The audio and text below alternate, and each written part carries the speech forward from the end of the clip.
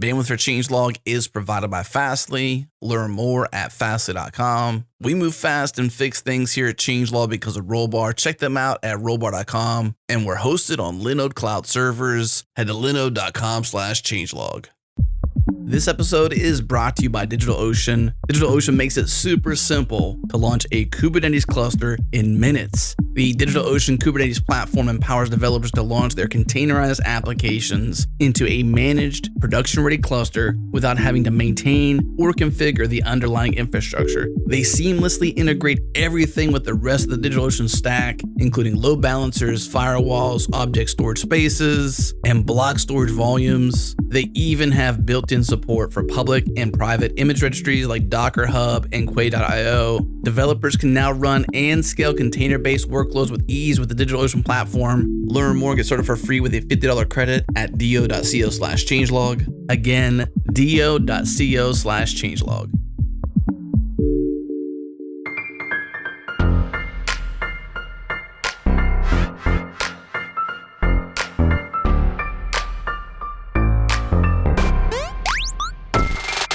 Welcome to Go Time, a podcast featuring a diverse panel and special guests discussing cloud infrastructure, distributed systems, microservices, Kubernetes, Docker, and also Go. We record live every Tuesday at 3 p.m. Eastern, noon Pacific. Join the community that's live with us in real time during the show in the Go Time FM channel and Go for Slack. Follow us on Twitter, we're at Go Time FM. Listen live at changelog.com/live or subscribe at changelog.com/GoTime. And now on to the show.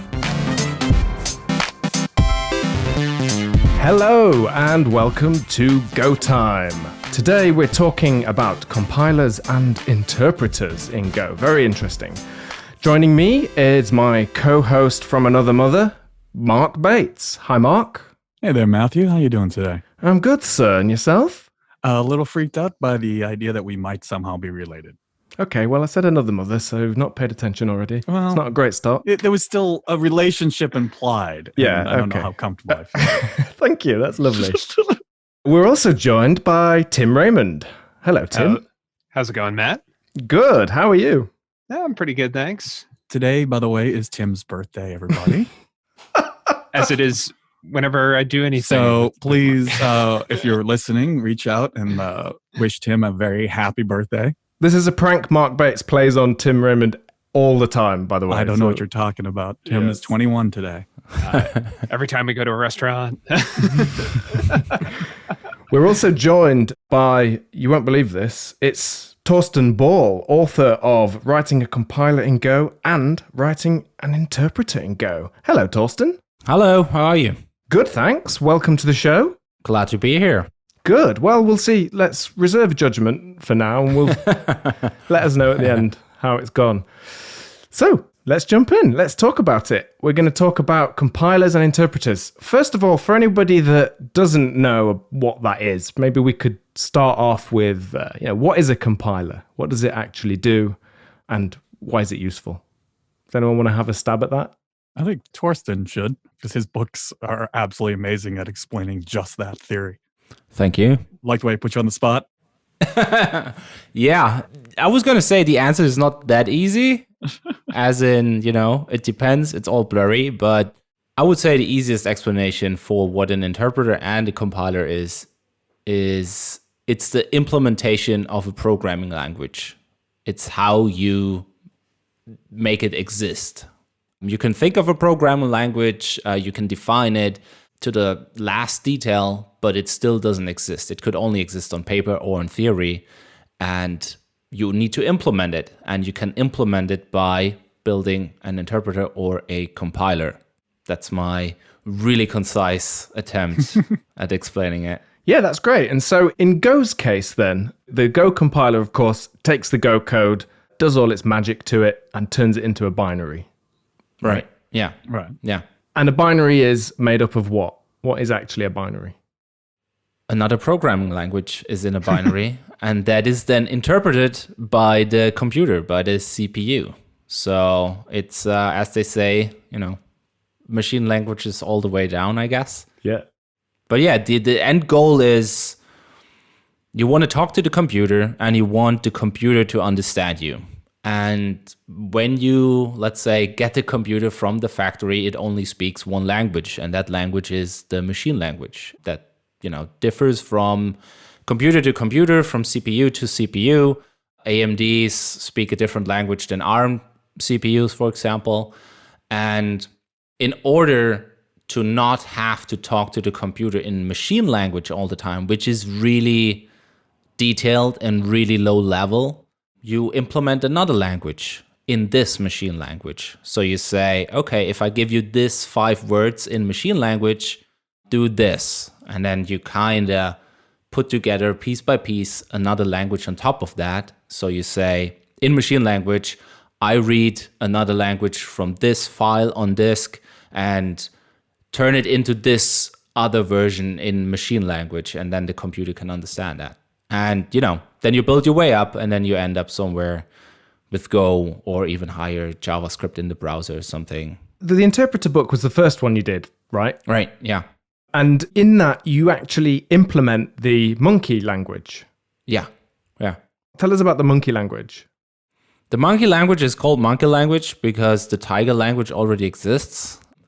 I had to come up with a name for a programming language, and the goal was to kind of have a language that has a bit more meat to it than, say, most example languages used in tutorials, blog posts, whatever.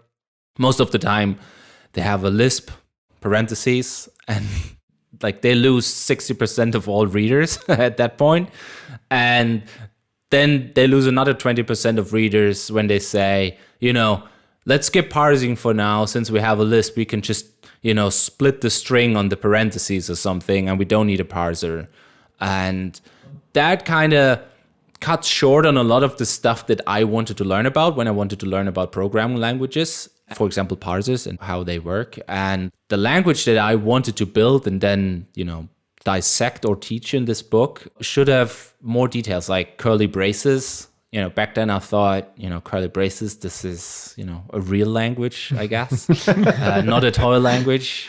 Yeah. Now I think differently, but it should look like a real language, like proper indentation, function, like the keywords, indentation, braces, parentheses, and so on.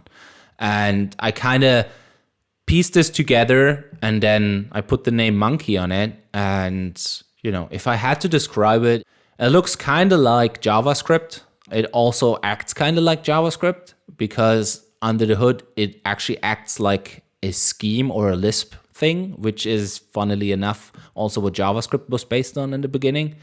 It's a really small language that has basic data types like integers, arrays, hashes, strings. It has functions, first-class functions, higher-order functions. I don't know what else off the top of my head. Has a macro system in a separate chapter. Yeah, I named it Monkey because I do like monkeys, I guess. And so it's great for not just learning about interpreters, but the fact that you actually implement the real thing, I think, is a great way to learn. But of course, the skills are transferable, aren't they? That's the point. Once you can do this, once you can build an interpreter, then you can use that skill to solve other problems. And Mark, you actually did that very thing from Thorsten's book, didn't you? Yeah. So I think there's even a quote on on the website of the book. I think the book is amazing. I'm famous for saying, don't have a CS degree. I'm not a computer scientist. I have a degree in music. So the idea of things like parsers and lexers and tokens and interpreters and stuff, that kind of knowledge was far above my pay grade in terms of just even coming close to understanding it. So when I saw that book, I was like, okay, let me kind of give it a whirl. At the time, we were having problems with templating in Buffalo too. So I was kind of getting at my tether with some of the other stuff that was out there. And so I was hoping to even just understand what they were doing so I could contribute back to some of these other things like Raymond, for example, no pun intended, was like a weird kind of mustaches, handlebars kind of implementation, wasn't it? Yeah, no relation to me. Yeah. They like to use panics instead of errors. Nice. It was wonderful. So I read it and I'm like, well, I have no hope of actually kind of understanding this, but let's see. And what I loved about the book was it was like right from the beginning, very small chunks, easily tested. right? Every bit was TDD through the entire book. And by the end of the book, I felt apparently overconfident because I went and built Plush, right? But I went from having no idea how these things worked or even what they meant to having a basic fundamental idea, at least, of the theory and what was happening. And when we talk about pegs in a little bit, having this information from Thorsten's book and understanding it that way, and then kind of going to pegs, which kind of make a high-level abstraction around parsers, which we'll talk about a lot. At least I then understood. So just understanding the theory, I think, is an important part. Even if you're not going to use these tools, like, not everybody should or can build a programming language. Like, it's not for, like, we don't need a million. They're like routers. We don't need more of them. But we'll talk about the one I'm writing later. Yeah, thought we might. Well, that's the thing, isn't it? You feel like, when I first saw this, I thought, this is the most specific book that I could imagine. And I thought, isn't it too niche? But actually, templating is a great example of a case. There are a few other times that I've come across where I would have liked to be able to do these, and I solved it just sort of, again, not in the proper way, just kind of minimal effort to try and just get something to work. Regular expression type things. Yeah, although even, Yeah, I mean, like that. yeah, even that's Configuration files that people come up with. Yeah. I've seen that a lot. Right. Yeah. And Matt Layer on the Slack, and by the way, if you're listening live, you can join the conversation on Slack. Go for Slack in the hash GoTimeFM channel. Matt Layer there recommends this, and what he was saying is, after he'd been through the book, he then was able to go and sort of add new features to it and play around with it and change things and break things and things like this. And I think that, for the spirit of learning, that's a really appealing thing to do. So I love the fact that you would actually have your own implementation that you can then play around with. Yeah. The book leaves you in a good place for that too. It lets you it gives you what you need to go and break it further, like Matt did or like I did. I think there's a layer that the book may not address or might need another book to address, which is, you've written a parser, but don't make this where your code actually gets executed and stuff like that, which is kind of what happened with Plush. It became parser, executor, templating system in one big ball, and that caused us too many problems. And we'll talk about how we're addressing those later. Yeah. Interesting. Yeah.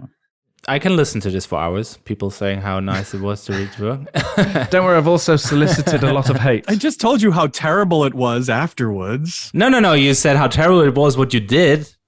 But I didn't put this in the book. Yes, exactly. The second one even, introduces like a bytecode, so there's a neat separation there. I guess. Anybody who knows me, Thorsten, will tell you explicitly have to say, Mark, don't abuse this technology, because I will. Try not to release this as a package that's going to end up as a dependency in lots of Matt Ryer's projects. I wanted to go back to, the starting point here, that was, you start out thinking, this is really specific. How can I possibly reuse this knowledge? And for me at least, and it sounds like you guys would confirm this, what happened was, after it clicked for you and after you understand how parsing works, for example, then you suddenly see it everywhere. Then you can go, okay, now I know also, how this is implemented. Oh, I can see how this works. I can see how that works. I know it helped me with my understanding of the Go AST and working with that too. I mean, that is the, let's say, implementation.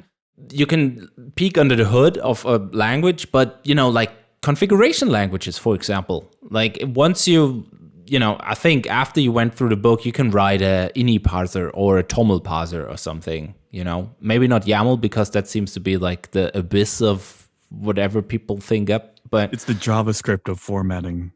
JavaScript of configuration files. So you suddenly see all of these different things as problems that are now solvable. Like your reach gets much wider. You can suddenly implement stuff that you didn't even maybe dare to think about implementing before. Just to give you another example, configuration files was one, templating languages, queries. Like if you're writing a sort of, let's say, database, not everybody does this, but database, for example, has queries, needs to parse the queries, needs to put them in some kind of structured form to interpret or compile or whatever, do something with them. At work, for example, I work at Sourcegraph. We build a search engine for code, and you can search for code and you put in queries, right? So these also need to get parsed. And then you send them to a database, and that also parses the queries. And I looked at the code of how this database does it, and it's surprisingly similar, right? In the end, it's a bunch of functions that build up a tree, so to say, and then it gets interpreted. And before I got into parsing and parsing programming languages, I wouldn't even know where to begin with that. And this is like another tool in your toolbox that you can hopefully pull out when you need it. So that is the first answer I wanted to give. The second one was what you said, Matt, that it helps with learning, that after you have this programming language implemented, you can add a bunch more stuff that Matt said in Slack. And I just want to add to that it's so much fun to do that once you have a language or an interpreter, whatever, running, adding little bits and pieces. You know, it sounds really like I'm exaggerating, but it is nearly boundless creativity. Like, you can add a lot of different stuff to your language. And the nice thing or fun thing about developing a language is, you know, compared to web applications, which is my background, you don't need a database. You don't need an internet connection. You don't need a second database. You don't need a huge build process. It's really like making stuff up in the air. Like, you have a text file, you write stuff in the text file, and then on the other end, you get hopefully output or something. But it's a really fun thing to work on and develop. I found the same thing when I first wrote my first interpreter, because it's such a good way to flex your like TDD muscles, because they have no dependencies. You're just writing a string of something. You can try out new cases very, very easily. So you can really learn not just how to write interpreters, how to write compilers, but how to write really good tests that don't have dependencies on other things. Yeah, and it's a great time to also flex fuzzing muscles too, right? Because this is string input, and you don't want things to crash, and you want things to at least be able to report an error if something's wrong, and hopefully report where that error is as well. Hang on, I'm taking notes. Error handling, testing. I was just going to say, please don't run a fuzzer over the code we write in the book. Like, that's not going to end in a good thing. I'm sure it's going to break on like the fourth try or something. So the thing I really liked, or the thing that I got the most out of from the book, and it's what we're going to definitely want to hear from Tim about too, is just about parsers in general. You know, whether you write an interpreter at the end or a compiler or whatever, just writing parsers can be incredibly useful for all sorts of stuff. So, for example, we've got at Gopher Guides, we have a markdown parser we use that splits up our markdown so we can then do all sorts of things with it. We can rejigger it and make nicer slides or format it out in different ways. So that's not a language. It's not something we really, you know, that's even that big. It's not an interpreter. It's not a compiler, but we wrote a parser because we needed to break apart this file format. And so just having that ability and knowledge of how that works to write something that simple is incredibly useful. So it's a case you don't have to write a templating package. You don't have to write a programming language. You can still make use of parsers for a ton of things. Well, I think probably a lot of people have written some version or some kind of parser before. I know I have. Mm-hmm. And what happens is it works brilliantly for the specific case that I need it for. And then later I think, oh, that'd be great. I'll add that. And if you haven't structured it properly, if you haven't, you know, the book follows these patterns that are well tested. The ones I didn't. I was just kind of trying to figure it out myself. And it became so frustrating. I basically I wanted to frisbee my laptop into the sea. That's how bad it was. So having the actual structure properly, you know, parsing properly, like simple things like knowing when you're in a string, like, because things change when you're in a string. Yeah.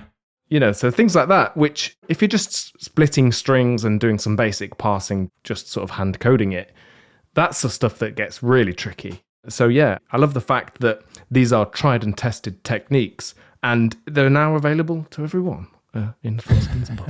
In 1995. I'm going to stop promoting. Could someone on Slack, if anyone didn't like his books, could you get in touch, please? Because it's been a bit. We want to make sure this is a nice, balanced show. Well, you can throw shade at me if you want. Are we trying to throw shade at Thorsten? Because I mean, we could do that. No, we don't really have to. Oh, that's a drag. Can we talk about pegs? What's pegs? I think we should talk about pegs now. Yeah, I think that was a good. that. We talked about parsers. I think that's a great introduction, and I'd love to hear Thorsten's take on them as well. Tim Raymond is with us.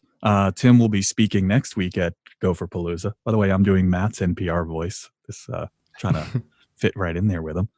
So Tim will be presenting next week at Gopherpalooza, where it'll also be his birthday, and he will be talking about pegs, which are parser expression grammars. Correct, Tim? Yeah.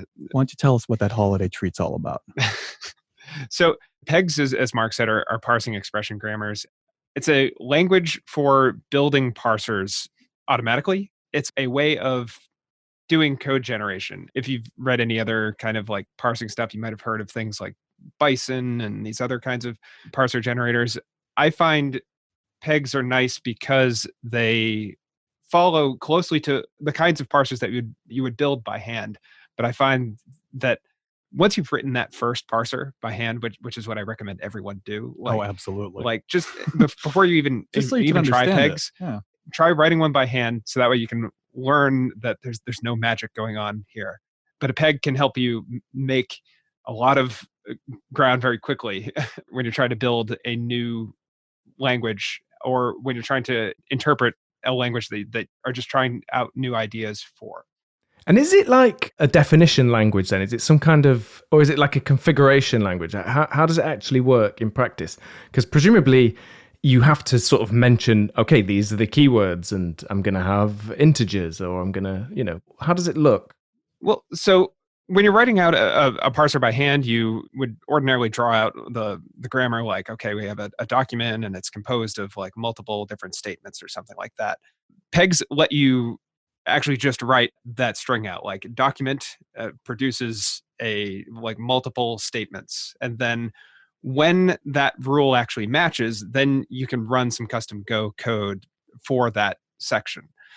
So it allows you to have these little hooks into different parts of where the grammar matches different things within the text that it's processing. Right. So maybe kind of give a visual thing. So let's say... Mark, it is a podcast. Please remember that. I know. Sorry. Okay. Well, my doodles are apparently not going to help anybody in the audience. Let's try to do a mental... Also, please put some clothes on. We're going to learn in a safe space here, Matt. Yeah. We're learning in a safe space. Okay, I'll be quiet then. Close your eyes, light a candle, and picture mentally in your mind an empty.peg file. No, but what you would do is in there, like, so if you take, say, the idea of declaring variable, var a int, right? Let's use something that we all kind of know, right? Var a int, in that peg file, you'd say, okay, well, if I see this, I'm going to define a keyword called var, and if I see that and it's followed by this set of alphanumeric characters, let's say, right? A through Z and 0 through 9, then that is, what we can constitute as an identifier. Then you have an int, right? Afterwards, the type. So you would write out a thing that says, I'm going to create a var rule, and it's going to look like this. If it sees the word var, followed by what I declare as an identifier match, followed by a type match, followed by a new line, right? That rule is going to get matched. And in that rule, you do something in Go. Right? You return something. So you'd probably return like something that handles variable declarations in your language. Yeah, you could return a struct, you could log something out. So if you were just building a tool that could highlight things, you could print out the thing that was even matched with different highlighting. You have access to what was actually matched by the peg. So at that point, you can do anything that you want, really. Do they get difficult to follow, though? Do they grow quite big, quite quickly? They can, and we've actually been working on a newer version of Plush. We have we, Tim? So you're really just stealing my thunder? Yeah, okay. I did. I stole your thunder. I'm sorry. And in so doing, we found that Mark found that it's probably better to like try to move as quickly as possible out of the peg into actual Go code, because it is generated code. So things like Go imports don't exactly work like at all. So to have certain facilities that were used to writing Go code, we've just found that it's useful to have like certain support Go files along with it. So unfortunately, when you're writing these pegs, all you get is empty interfaces, right? So the rule matches, and what you're given back is a bunch of empty interfaces that represent the matches of that rule, right? And so since you write these things in a .peg file, it's not a Go file, and it's just poor to work with, right? So you kind of have to immediately take these empty interfaces off and do something with them. That's probably the biggest downside I've found with them. They can get a bit hard to follow. Like you just sometimes get a bit lost in the details, but overall, each rule itself, if you break down and look at a rule, they're very, very simple and they're very well defined, right? If you see if followed by parentheses, followed by this stuff in the middle, it's these things, right? And handle it this way. And it's remarkable how, like Tim said, how quick you can make progress with it. So it just outputs text then? The peg doesn't know that it's Go it's generated? The peg is text, yeah. And then you run a tool like Pigeon over it, and Pigeon ironically parses the peg, and then it spits out a .go interpretation of that as a parser. Oh. I mean, it's giant and it's huge and whatever. It's auto-generated code. It's auto-generated code. Now, I've heard that it's not as good as the one you would handwrite yourself, but I know it's better than the one I would handwrite myself. Yeah, it depends whose hand it is. Well, that's exactly it. I think, I think Thorsten will agree, understanding these things is great and knowing them is very useful, but we're not all language designers. Yeah. And we're not all parser experts. And and unless you want to be, you're not going to be. Yeah. Right? Tim said this as your first parser, he recommends you write your own. And I 100% agree. Mm-hmm. As in, when I was looking for, Googling how to write a parser for a programming language or something, you will find people saying, don't worry about it, just use a parser generator or something like Yak, Bison, Antler. All of which I couldn't understand, by the way. Exactly. That's what I'm about to say, that I understood your book. I did not understand those. What these take as input is a grammar, like, BNF, backwards now form, eBNF, the extended version of that. And I found it really hard to just write a grammar like this or even understand what it does or what it should do without having written a parser. But once you wrote a recursive descent parser, you look at these grammars and you go, oh, now I can see how you can create, the parser from this. And then you kind of cherish what it abstracts, basically. And then you can get into this whole, like parsing, the theory of parsing is a whole world unto itself. And I dare not enter it or speak about it. Yeah, but you do a great job of explaining it in human terms in the book, though, which is it's like I said, unless you want to be an expert, you're not going to be. It's no good for dogs, though. You wouldn't recommend it if a dog. My dog loves it. I've had dogs write me emails saying Ringo has written like 4 languages now. The dog can't stop himself. He's crazy with the book. He's got the compiler book in his crate at night. He's just flipping through it with a little pause. Most dogs like the second book much more. Yeah, I would agree. He went for the compiler book, totally. I don't know why that is. Something about the bytecode, maybe? Ooh, he's done a joke. Thank you. Dad Jokes 101, everybody. That's a good joke. Brilliant. Thank you.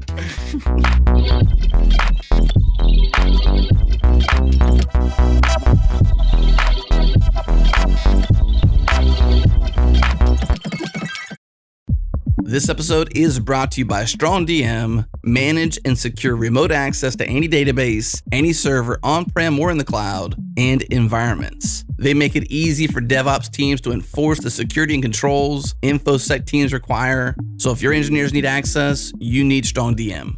So what can StrongDM do for your team? First off, more control, less hassle. Grant or revoke access to any database or server in one command. Use your SSO to manage access to every database, every server and environment. Second, total visibility. StrongDM upgrades your audit logs, log every permission change, every query, every SSH, and every RDP command, and know who issued those changes. And of course, faster SOC 2 compliance, easily enforce access controls, and instantly answer auditors' questions. Head to strongdm.com/GoTime to learn more and request a free demo. Again, strongdm.com/GoTime.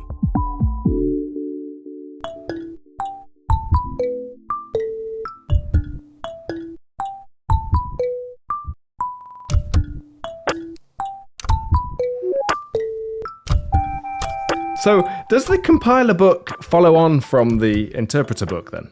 Yeah. It's a sequel, which is kind of hard to explain to a technical audience. As in, it's a sequel. Like you end on the last page of the first book, and then you open a second one.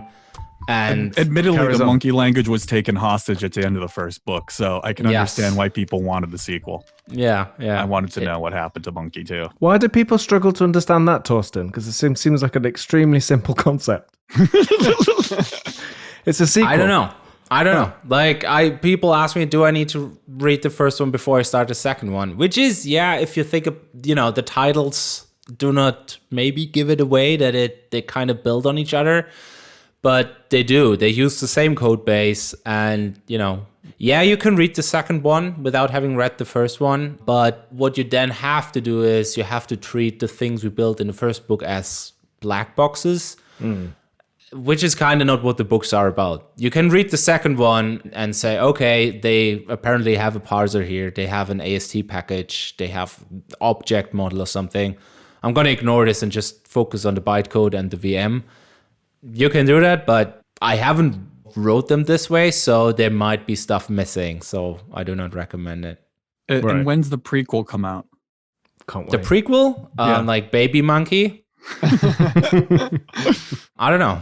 I'm looking forward to it. There's a lot of stuff you could add to both books, I guess. As we said, you can extend the programming language in any dimension you want. And, like add more to the syntax, add more to the functionality, improve the implementation, make it faster, make it more efficient, whatever. But the limitation here is, how do you explain it in a book? Like when I started writing the first one, I thought, I'm going to do interpreter and then, VM bytecode in the same book. And then I started writing, and then I realized I'm not going to make it to the end of this. What are you, the Stephen King of technical authors? Turn out a 1,000-piece masterwork. Yeah. Part one. And at the end, it's just a giant spider. Yeah. It's a real letdown. So the compiler book then, it takes the language. The language can be interpreted from its text. So there's input that is text, gets interpreted. So then you understand what that says. And so then what's the process then for that to turn into something that can be executed and compiled, or compiled and then executed? So let's go back to what I said earlier about computer only understands a single language. And the goal is to, have the computer understand what you're saying. And just as with humans, and I know I'm stretching this metaphor a bit, there's two ways to kind of make someone understand the language they don't speak. You could, for example, listen to what another person is saying and write that down and translate it into the language your friend can understand, and then pass that on to them, and then they can read it. Or you can, translate on the fly, interpret, so to say, and just listen what the other person is saying, sentence by sentence, and then, speak it back to your friend. If we translate that on the computers, interpreting means taking another language the computer does not understand as input, and depending on what is being said, you execute or you immediately run the things this language tells you to do in a language that the computer can understand. I don't know if that makes sense, but it's kind of what's happening. And when you compile, you actually translate. You take the input and translate into another language and then pass that on to the computer. If you compile a Go code to a binary, that's exactly what happens. You take the Go code, the compiler takes it in and produces machine code the computer and the operating system can understand. There's a bunch of different Go REPLs, I think. There are a bunch of them. Yeah. And what they do is, well, I'm actually not sure how they implement it, come to think of it, but what they could do. I can tell you how a lot of them work, which is to compile and run on the back end. They take the statement, compile it, and run it. That's exactly what I didn't want to hear to explain this.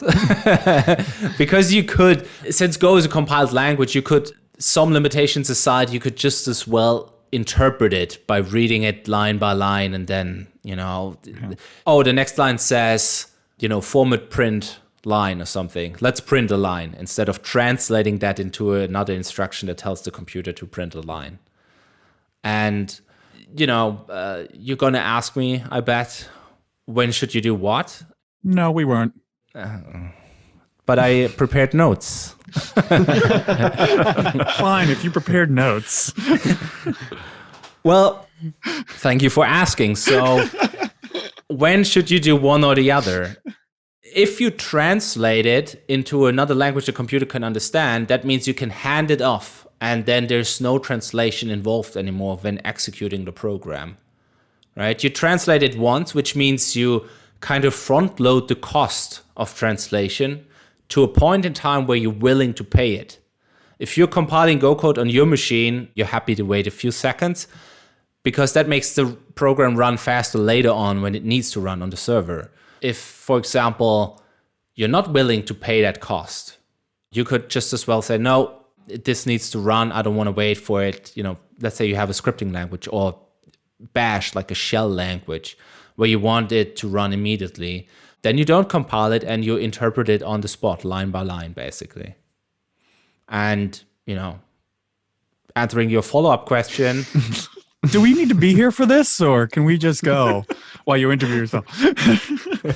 No. I've got it all figured out. Just mute your microphone. So if you're willing to pay the cost up front, then that means you can also do stuff that wouldn't be feasible to do when you run it at the same time that you're interpreting it. For example, optimizations, right? If you're compiling a huge program, let's say 100,000 lines of code, there's a bunch of optimizations you can do. For example, removing duplicate code, inlining functions, and so on.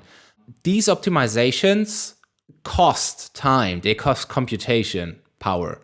And if you have to translate and do those optimizations while running the program, that costs. You need to somehow make that happen without, paying the performance penalty that would be accrued on the running program.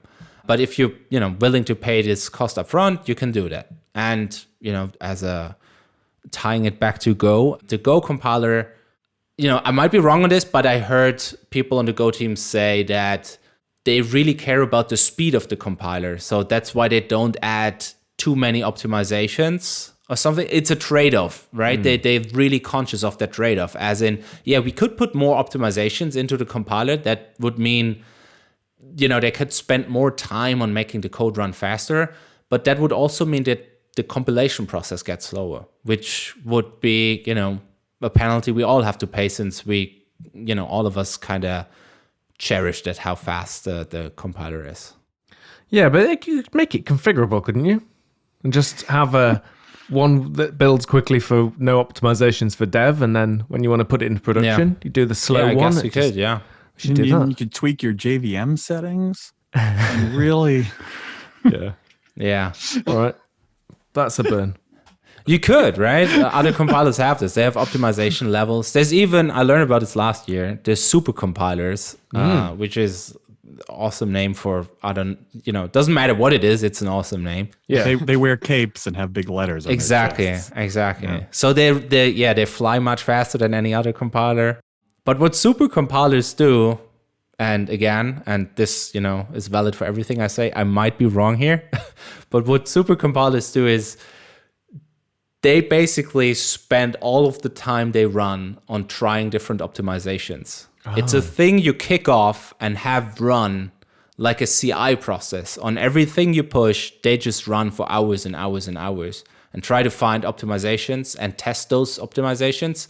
And then they come up with a gold image and say, this is the fastest possible we can make this. Wow, and games companies use this for, they call it gold builds, I think. So when the game is finished and it's ready to be shipped, they take the binary or, assembly language and put it into a super compiler. And that super compiler looks at this and tries to reorder the code, remove duplicate code and different combinations, and it runs for weeks to come up with a faster version of the program. That's awesome. And also, they can shoot lasers out of their eyes. I just give my code to Tim. Yeah. Tim's your super compiler. Exactly. He really is. Well, Tim is my go-to CS expert. He first introduced me to pegs, for example, earlier this year when we were heading down to Gotham Go. So that's kind of, I always love having Tim around for that because he really is my super compiler. So, it's interesting. Yeah. I'm really excited, honestly, just to be on the call with Thorsten because I'm such a big fan with Plush. None taken. Like that. No, I was about to say, and not a big pleasure to be on the call with Matthew, as always. Okay. That negative has confused me. Which, by the way, folks, I am the only person who's allowed to call him Matthew. Yeah, and even you, that is definitely not allowed. But yeah, well, sorry, mate. It's a syntax error. No, it's a thing now. Sorry. I'm going to have to write a peg to pass my name and make sure it's acceptable. Come on, it's a computer podcast. Those kinds of jokes are fine. Are they, though? Are they really? So excited to be on the podcast with Thorsten and Tim because, as Tim kind of mentioned earlier, we are working on a replacement for Plush. Thank you, Matt. What's it called? Called Lush. Clever. Is it smaller? It is. Well, ish, I guess. But we're using Hopefully. a peg for it. Does it smell really strong when you walk past it on the high street? Does that translate? That is a very English joke. I got it. Okay. It is very English. Sorry, I got it. There's a soap shop called Lush, and it frankly stinks. But that was the joke. It does, yeah. Yeah.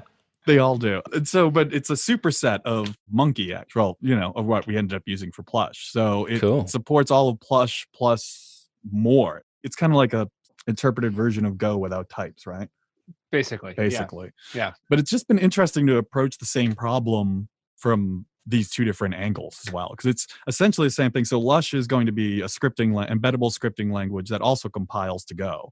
So you can imagine as if you're using it in your application, you write HTML files and then they get compiled to .go files, which is pretty nice. Does it do it in the same way the standard library does, where you actually, at runtime, you compile it, or would you pre-compile it in some way? Yes, it is a pre-compilation step where we take a Lush script and we can generate a .go file from it and kind of work through it. But like I said, just the ideas and looking at the problem from first writing a parser and Lexer and AST and all of that, and then writing something like a peg where if you go to gobuffalo/lush, you can even see the peg there.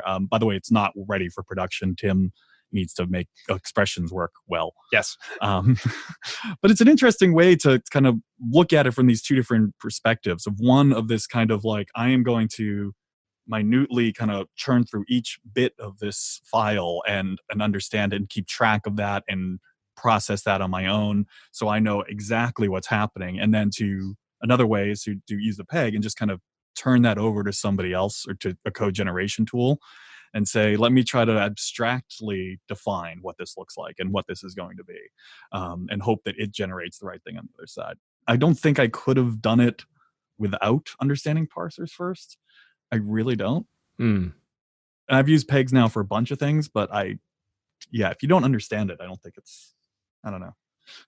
Tim, you sell them. It would be a much slower process just because, just like Thorsten was saying earlier, you can really appreciate what the auto-generated code is doing for you because it's doing it in such a way that you're basically generating your own recursive descent parser. So you write these in like a recursive descent way. And yeah, so without like the prior context of having written one, you would be reading a lot more documentation than you would otherwise have to. But you also have the compilation step in it, right? As in, if you output Go code. Oh, that's a different thing. That's just a benefit of this language that we're working on, the tool that we're working on. That's just one of its features. But I mean, you said I couldn't have written this without understanding parsers. And my question would be, do you think you could have written it without knowing anything about compilation or kind of getting into this topic? So I know nothing about compilation. I see. Question answered. Yeah. I haven't read your second book. I'm not going to lie to Good. you. I said that at the very beginning of the show, so I don't feel bad about that. I didn't read the second book. So again, Lush is an embeddable scripting language. One of the things that it looks so much like Go, because Monkey looks an awful lot like Go if you took away types in a lot of places. And certainly Plush does, and Lush takes it even further. So to take that and to generate Go from it is not all that difficult. It's just a matter of kind of implementing the right formatter, right print package to just say, okay, this is an if node. How do we print an if node in Go, right? And some of the stuff is even easier than that. So you can take a Lush map, and all you got to do to translate to Go code is just take the underlying map and run it through sprintf, and you get back the Go, you get the correct Go code on the other side, right? So that's one of the features coming out of it. But it's not a proper compilation step because it's another code generation step. Yeah. And then that obviously would get compiled. I mean, you could say most code generation, it does look a little bit like compilation, especially in this case, because we're transpiling, I think is probably the word you'd probably want to use, isn't it? You can transpile it to Go. Is that right? It's all compilers to me. Yeah, it's compilers all the way down. Yeah. I think the compilation distinction doesn't hold up for longer than 2 minutes in any conversation. Well, like you said, everything eventually has to get compiled or transpiled down to a language the computer can understand. Yeah. So Go eventually has to be transpiled down to that or compiled. It's like, yeah, I agree. I never understand which words to use. You kind of touched upon what I was getting at, that you said, it's just printing stuff. It's just formatting stuff. And I feel this is the same thing that Matt mentioned earlier about parsing, where you start out writing your custom thing specific to your problem. And then once you know kind of the general or more abstract pattern behind it, you can enhance that and make it better and make it work for more use cases. And I had the same experience with compilation, where you start out, oh, wait, I just have to walk along these nodes and just print stuff.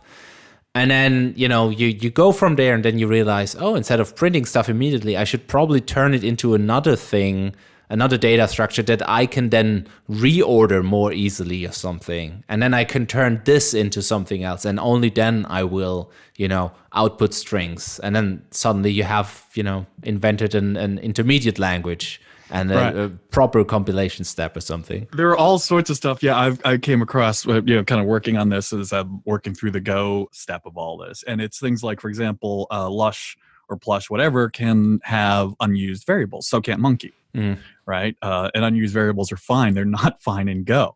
So how do you output that into some Go code without knowing if the variable is going to be used? Nice, yeah. Later on, right? So let me guess, you print the variable and then immediately do _equals that. You're variable. looking at the site, aren't you? No. Is that it? Really? I can see the reflection in your glasses. I hope not. But that's exactly what we do, right? Yeah, We'll declare the variable and then immediately do underneath it _equals a, right? And then that, nice. So you can't just say, oh, I'll run it through sprintf all the time, because like I said, there are these moments where if you just printed it out, it's valid Go code for that one line, but not valid in a bigger context. Yeah. Do you do that for every variable you come across, or just outputting the Go code right now? Yeah, that's what I'm doing. Again, that part of it's not finished yet. It's going to be the end goal, I think. Because I was going to say, if you can detect which one's not unused to output the _equals that, you can. Then you're already there, right? You can already there, omit it. We almost could if we had like another intermediate layer. No. You could. There you go. You could do a little data flow analysis. Called it. And No. Perfection is the enemy of progress, though. You know which book to read, Mark, right? Yeah, I've heard. Nice. I've heard good things. This is the one problem of knowing that you can compile a thing. It's like, oh well, we could have just another like intermediate layer and just keep oh, we can do more. I thought you were going to say this was one of the problems of working with Mark. Oh yeah. Wouldn't even make the top 50. That Mark. No, not even close. So far down the list.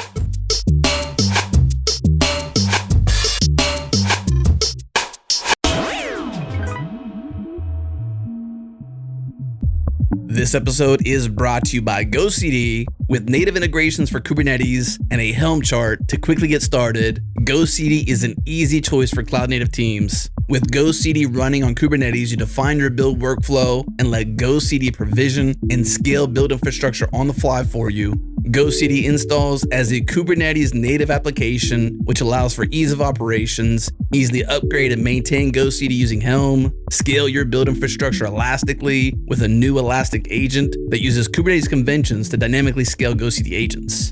GoCD also has first-class integration with Docker registries, easily compose, track, and visualize deployments on Kubernetes. Learn more and get started at gocd.org/Kubernetes. Again, gocd.org/Kubernetes.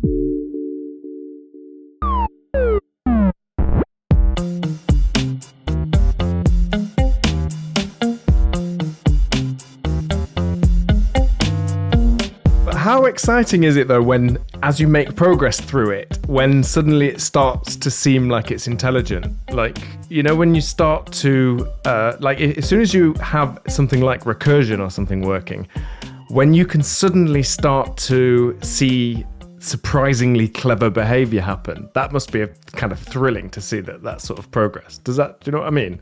Oh, it's amazing. Yeah. Speaking between us, it's super exciting, right? It really is. Yeah. Matt, you know, when I was working on Plush earlier this year, when I first started working, I was sending the text messages all the time going, oh my God, look at this. I can't believe I got this. Like, it has Go routine support. Because it was so easy to add Go routine support to a scripting language. Right? Exactly. That's amazing. The whole script does a sync wait.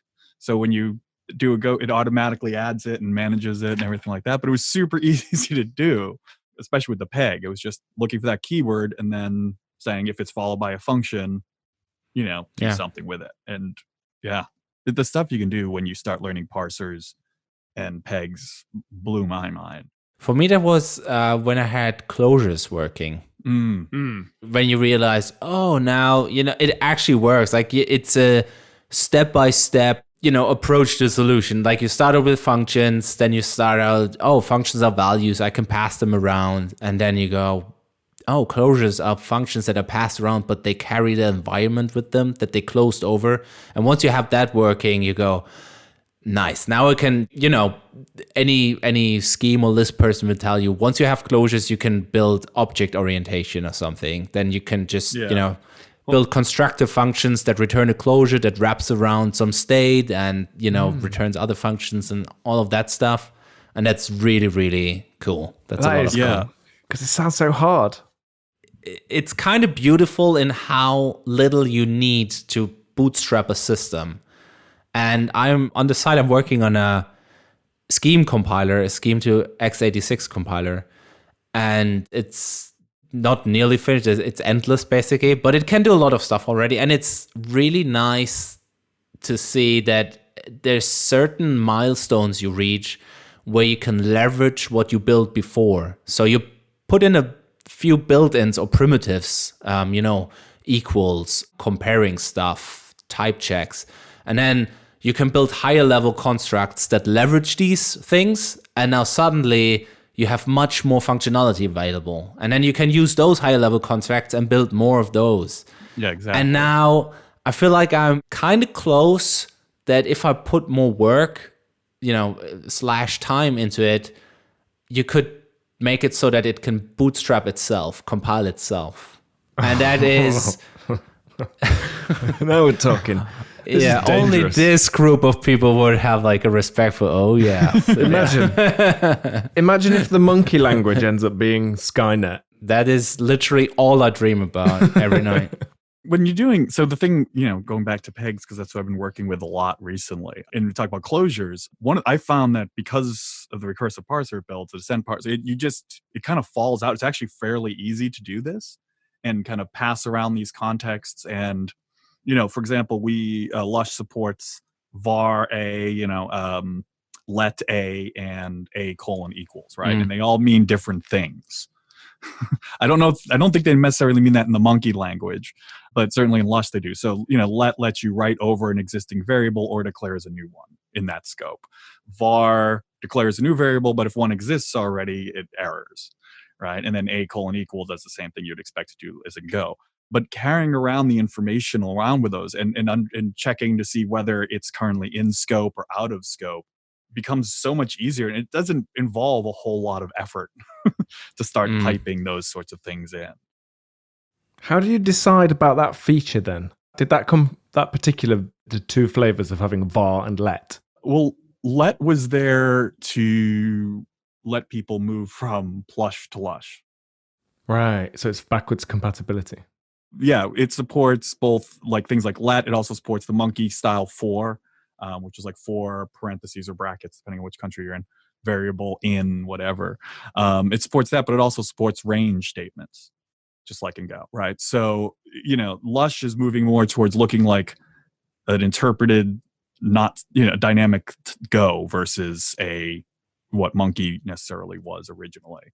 But I wanted to make sure I could support all of those plush templates as they get moved forward. So yeah, understanding what those were, obviously a : equal and var just stole from the standard library, right? Like that's easy, but the let was a much more difficult decision and had to kind of look around and see what other people use for something like a let. I went with I can overwrite or set. That's what let would let you do, because var doesn't let you do that, nor does : equal. Yeah. Right. Yeah. So that's how I ended up with that's what let would let you do. And it fit best with what plush or monkey would do, which is pretty much let you do anything. Yeah. And it's funny, right? How seemingly tiny decisions such as these have wide-reaching consequences.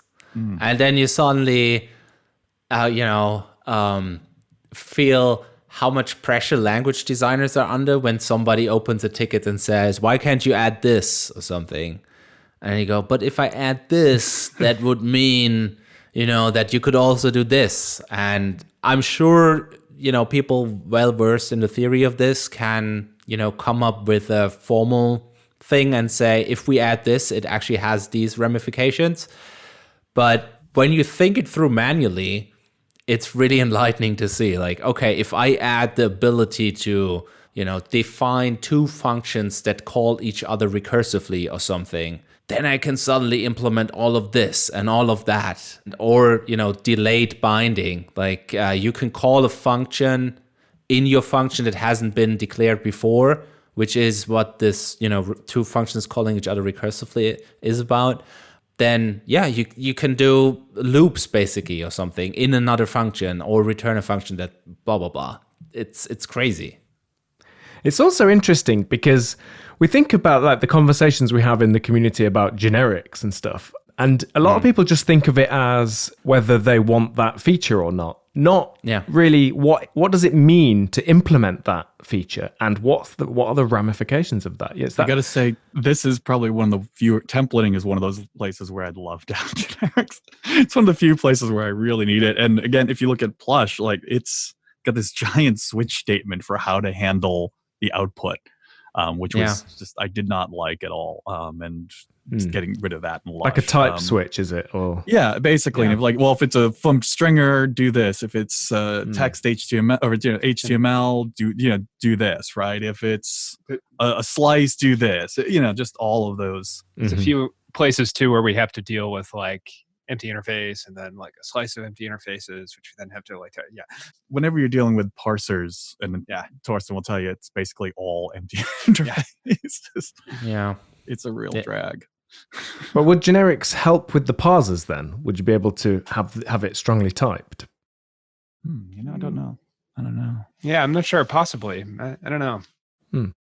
It would make, I would say, the type definitions of your AST smaller. Like you need less boilerplate, because then you could just, say, here's an AST expression or something where the value is an integer. Here's an AST expression where the value is a string or something. But if it would, I don't know if it would make the parser itself smaller. Certain other language constructs like pattern matching, for example, or destructuring, that would make the code really concise. But in the end, it all is if and else. Everything's just a giant if-else statement at the end of the day, isn't it? Yeah. It's all a go-to, right? At the end of the day. It's all good. It'll be in go too. We'll be fine. what you said, Matt, about generics, that's actually the thing that I thought of, that I sometimes feel people underestimate the consequences of adding a feature such as this. Like, you can use it to only implement map or reduce or fold, whatever, with generics. But what will this enable in the future? Which patterns will emerge? How will people use the language? What does it mean for all of the stuff that was already there? Like, will the stuff in the standard library become obsolete because people won't use it anymore because they can build their own stuff? How do you maintain that then? And all of that stuff, it's not an easy addition. And, I don't want to get too political on this really sensitive topic, but I kind of like how everybody's at the tweet button ready. how the Go team considers these trade-offs. Yes, I think so. And they do talk about it as well. They talk about the cost, really, of implementing these features. I think a lot of us kind of don't really do that with our own projects. It's common for companies and for teams to just think their job is just adding features. And there are consequences to everything you add into that. But I think if someone's been through your book, that would give them that kind of appreciation, really, from when it comes to things like in the Go language too. Yeah.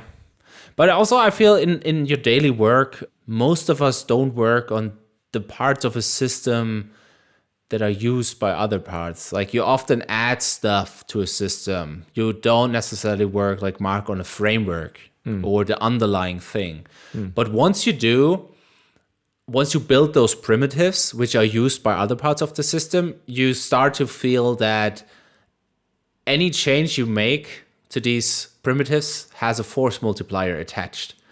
So a templating language, for example, like you have a bunch of built-in functions, for example, or functionality that comes with it.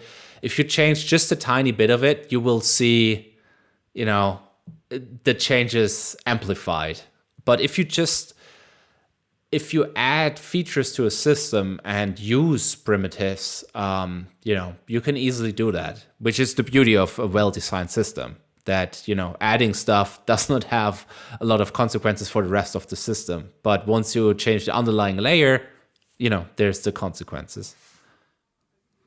Yes. I think we do kind of build almost primitive whenever we build an abstraction, which is something that we all love doing. It's programmer's best day when you implement something and think, I could do this in a slightly abstract way and unlock all this possibility. And it's such a great feeling that we're kind of, I think, hooked on that.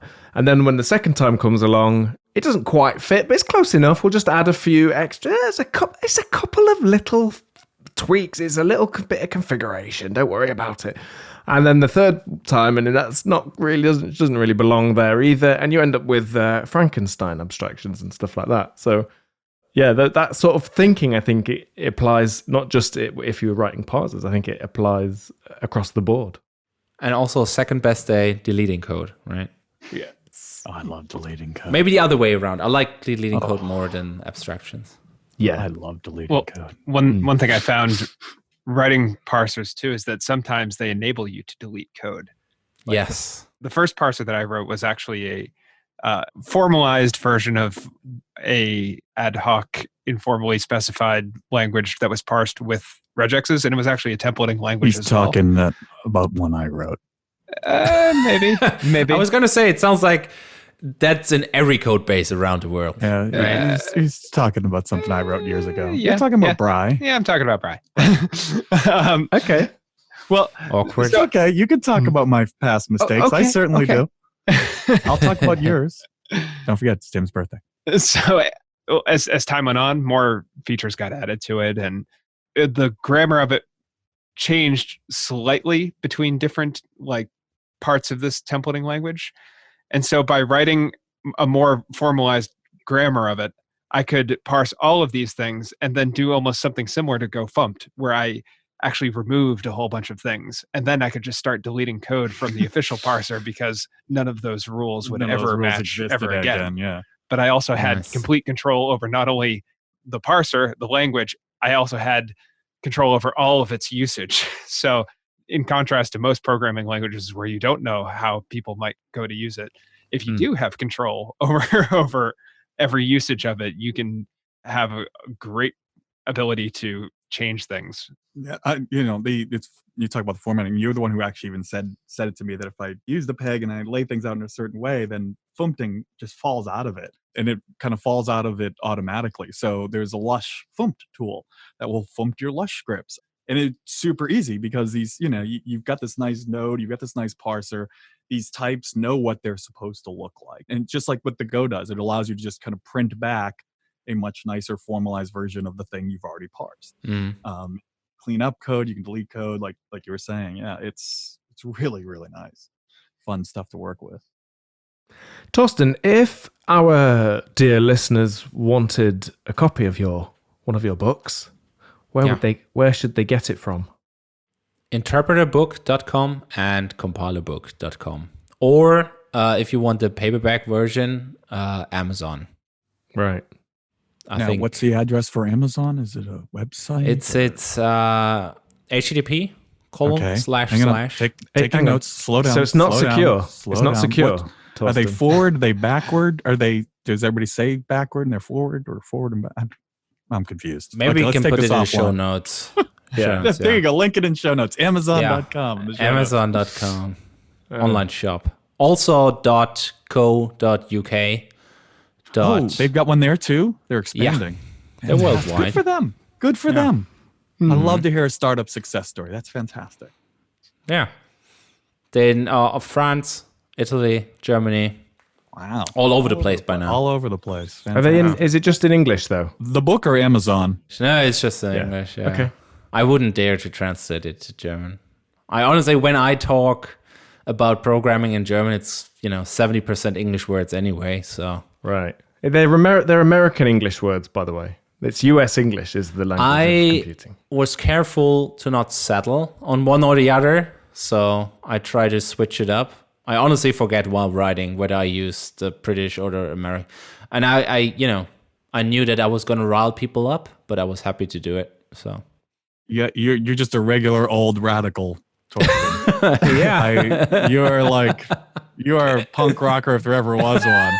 Yeah. Sometimes I put a U in color, sometimes I don't. Sometimes I use the Oxford comma, sometimes I just use no comma at all. Which, for a book on interpreting and parsing text, is actually quite ironic. Yeah, but it's also a nice exercise for the reader, right? Yeah. Parsing. Couldn't you run monkey fumped on the book and? You don't want to know what my tool chain is. It's crazy. Well, on that bombshell where Mark Bates has legitimately just said monkey thumped, that is the end of the show, I'm afraid. Thorsten, Tim, Mark, thank you very much. It's been excellent. On the next show, we're going to have Francesc Campoy is going to join us to talk about graph databases. That's going to be interesting, isn't it? So join us then. We'll see you then. Thank you.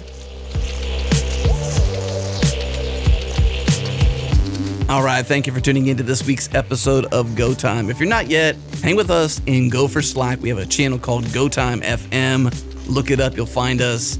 Hang with us during the live shows, connect with other members of the community, share stories, share code, share coffee recipes, whatever. It's a lot of fun. Also, we have discussions at changelog.com on every episode. Head to changelog.com/GoTime, find this episode, and discuss it with the community. Also, thanks to Fastly, our bandwidth partner, Rollbar for helping us move fast and fix things, and Linode for hosting the Changelog platform. Our music is produced by the mysterious Breakmaster Cylinder. And if you want to hear more awesome podcasts like this, subscribe to our master feed. It's one feed to rule them all, plus some extras that only hit the master feed. Head to changelog.com/master or search for Changelog Master in your podcast client. You'll find us. Thanks for tuning in. We'll see you next week.